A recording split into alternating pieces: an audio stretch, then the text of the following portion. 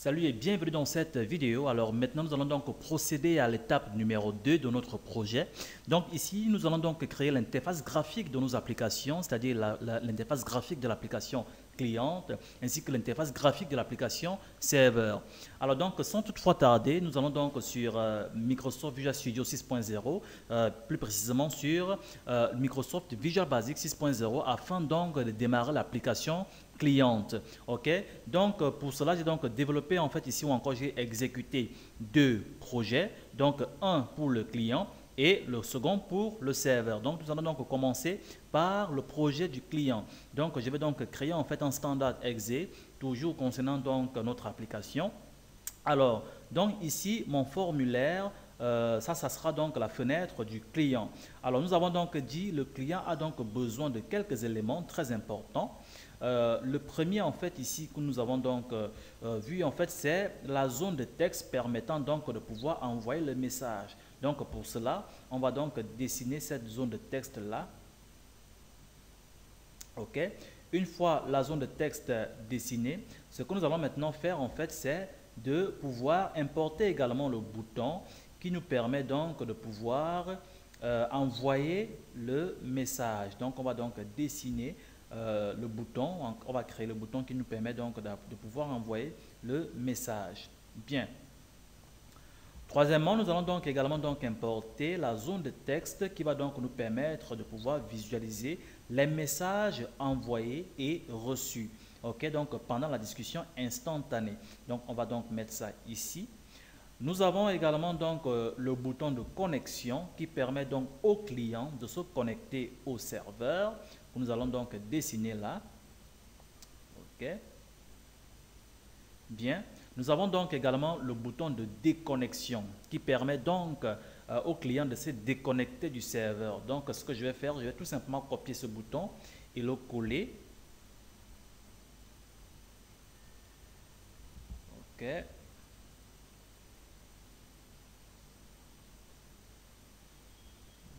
Bien, une fois le bouton de déconnexion prévu, maintenant ce que nous allons faire, nous allons donc également prévoir les différentes zones de texte en espérant que en ce qui concerne les boutons, nous avons terminé, n'est-ce pas? Alors donc, en ce qui concerne les zones de texte, on a la zone de texte qui nous permet donc de pouvoir définir à partir du client, bien sûr, l'adresse IP du serveur auquel on aimerait donc se connecter. Donc pour cela, nous allons donc importer la zone de texte qui nous permettra donc de pouvoir réaliser cette fonctionnalité. Bien.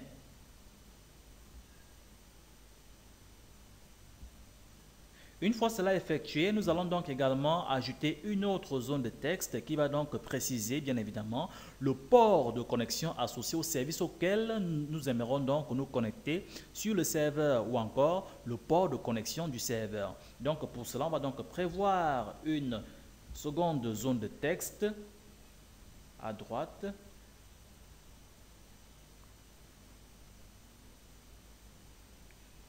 OK. Il faut toujours veiller à ce que ça soit très ergonomique. Alors, maintenant, nous avons dit en fait que notre client se connecte en utilisant un pseudonyme. Donc, bien évidemment, nous allons donc prévoir la zone de texte pour le pseudonyme entré par notre client, n'est-ce pas? Donc, pour cela, nous allons donc également coller cette zone de texte.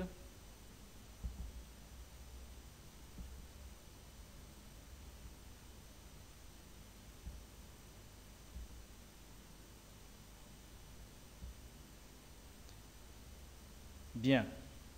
Ok, le pseudonyme, je vais descendre quelque part là.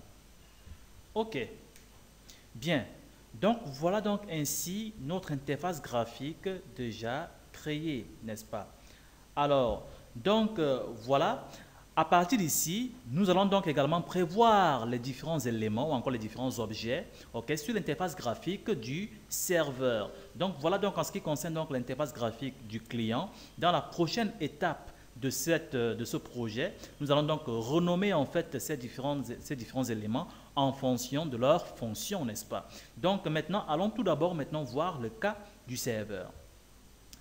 Alors, pour le serveur, j'ai également donc démarré un nouveau projet à partir duquel j'ai donc démarré en fait la création d'un exe standard Alors, donc, à partir d'ici, nous allons donc agrandir tout d'abord notre serveur.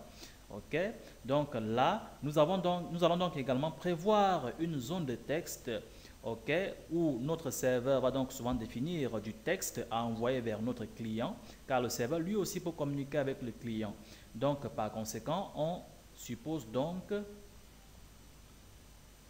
on prévoit donc cette zone de texte. Alors donc, bien évidemment, je vais donc également ajouter un bouton d'envoi de messages également pour le serveur.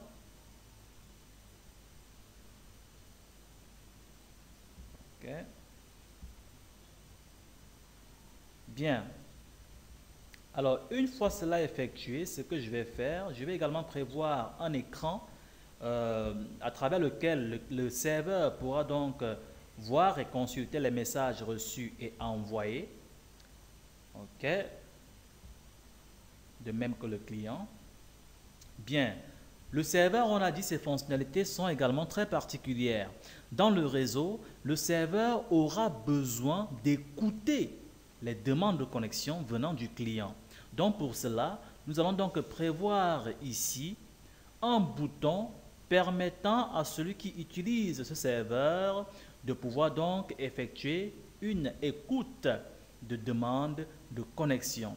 Ce bouton va donc permettre à notre serveur de pouvoir être en écoute des demandes de connexion venant des clients. Car si un serveur en réseau, si un serveur n'est pas en écoute des différentes demandes de connexion venant des clients, il est impossible pour que celui-là puisse donc recevoir ou accepter une quelconque demande de connexion. Donc, aucune demande de connexion ne peut être acceptée par un serveur si au préalable, ce serveur n'a pas été activé pour écouter en fait les différentes demandes de connexion. C'est un peu comme une personne avec qui vous voulez donc converser, une personne avec qui vous voulez discuter. Vous voyez, si la personne ne vous écoute pas, il est impossible pour la personne en fait de pouvoir vous accepter ou encore d'accepter en fait votre conversation. Je prends un cas très simple. Vous trouvez une personne par exemple qui est en train de causer avec une autre personne et puis vous voulez interrompre en fait leur causerie. Alors qu'est-ce qui se passe généralement lorsque vous voulez intervenir, lorsque vous voulez interrompre une causerie? La personne vous dit non, attends, j'ai fini d'abord avec lui. Puis maintenant, une fois que nous allons finir, je vais maintenant prendre ta conversation en compte. Donc, en fait, il ne vous écoute pas pour le moment, mais il est en train d'écouter une personne avec qui il est en pleine conversation. C'est la même, c'est la même chose avec les serveurs. C'est-à-dire, si un serveur ne vous écoute pas, ou encore il est en plein traitement de connexion avec un autre client, il est impossible pour vous, en fait, de pouvoir effectuer une connexion à ce serveur. Donc, il faut que ce serveur soit libre et en écoute pour que votre connexion ou encore votre demande de connexion soit acceptée. Donc, par conséquent, il nous faudra donc dans notre logiciel un bouton qui permettra donc à notre serveur de pouvoir être activé pour la mise en écoute. Donc, ce bouton que nous avons donc prévu. Maintenant, il faut également donc un autre bouton qui va donc permettre à notre serveur de pouvoir donc désactiver l'écoute, n'est-ce pas? Donc voilà en ce qui concerne donc ce bouton.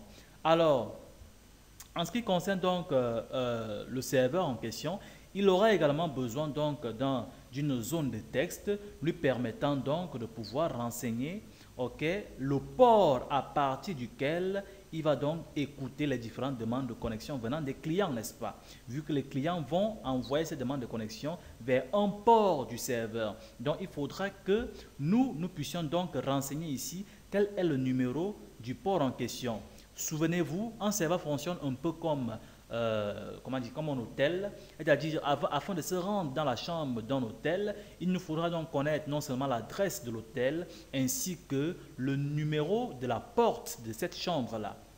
Donc par conséquent, qu'est-ce qu'il faut à l'hôtel pour qu'elle puisse connaître là où elle doit vous rediriger pour que vous puissiez donc aller contacter votre ami? L'hôtel doit savoir le numéro de chambre, n'est-ce pas? Donc par conséquent, nous renseignons donc sur le serveur aussi le numéro de port à partir duquel il va donc recevoir et rediriger les différentes demandes de connexion. Donc voilà, c'est pourquoi dans le serveur, nous n'allons pas préciser aussi une zone de texte pour l'adresse IP, vu qu'un hôtel, bien évidemment, connaît son adresse. Donc, comme aussi un serveur connaît son adresse. Donc, on n'a plus besoin de préciser une zone de texte pour l'adresse du serveur. Le serveur connaît déjà lui-même son adresse. Mais celui qui a besoin de connaître l'adresse du serveur, c'est le client. Donc, c'est pourquoi dans l'interface graphique du client, nous avons prévu une zone de texte pour l'adresse IP. Donc, voilà en ce qui concerne donc l'interface graphique de notre serveur. Maintenant, nous allons donc passer à la prochaine étape où nous allons donc renommer les différents composants de notre application. Mais avant de quitter cette vidéo, je vais ajouter pour chacun, c'est-à-dire pour le client et pour le serveur, un composant très indispensable pour notre application. Ok? Donc, il s'agit en fait ici du composant qui va nous permettre en fait de pouvoir gérer les demandes de connexion. C'est le composant qui va nous permettre en fait de pouvoir gérer les protocoles réseau. Car ici, nous voulons donc contacter le serveur à partir de ce qu'on appelle une socket. Donc, nous allons donc ici importer un composant de Visual Basic qui nous permet donc de pouvoir créer et gérer les sockets. Il s'agit donc du composant WinSock. Alors, comment importer WinSock? Vous allez donc ici vers... alors, on va d'abord sur le client, on importe le WinSock sur le client, puis on va sur le projet du serveur, on importe également le WinSock. Alors, comment importer le WinSock? Je vais donc faire clic droit, ok, dans ma barre d'outils, ok, c'est-à-dire quelque part dans le vide dans ma barre d'outils, puis je vais donc cliquer sur Components. Ok, vous cliquez sur Components. Une fois sur Components, vous cherchez Microsoft WinSock Control. Donc, on va chercher donc Microsoft WinSock Control 6.0. Vous cochez donc ce composant et puis vous appliquez afin donc de l'importer. Donc, nous allons donc faire appliquer OK afin donc d'appliquer le composant. Donc, voilà en fait le composant qui vient donc de s'enregistrer ou encore de s'ajouter dans la barre d'outils ou encore dans la barre d'objets. Alors maintenant, le composant qui est déjà aussi un objet, nous pouvons donc bien évidemment maintenant l'importer, l'importer en fait dans notre application. Donc, voilà en fait le composant WinSock qui a donc été importé dans notre application.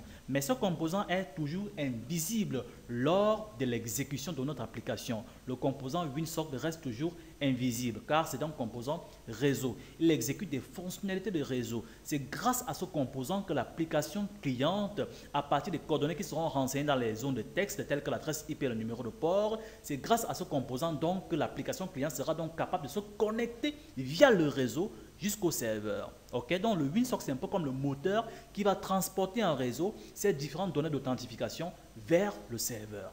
Bien, maintenant, allons donc sur le serveur. Étant donné que le serveur également a donc besoin de recevoir ces demandes de connexion, donc il faut également que le serveur soit donc connecté à notre réseau et puisse, à partir de notre réseau, donc obtenir ces demandes de connexion afin de les traiter. Donc, par conséquent, il faudrait également donc ajouter le composant WinSock sur le serveur. Donc, nous allons donc faire clic droit, Components, Microsoft WinSock Control. On va faire Microsoft WinSock Control 6.0. On coche, on applique, puis on ferme. Donc, voilà notre WinSock qui a donc été importé également du côté serveur. Maintenant, nous allons donc l'importer dans l'application. On clique dessus, puis on le dessine en fait sur notre plateforme.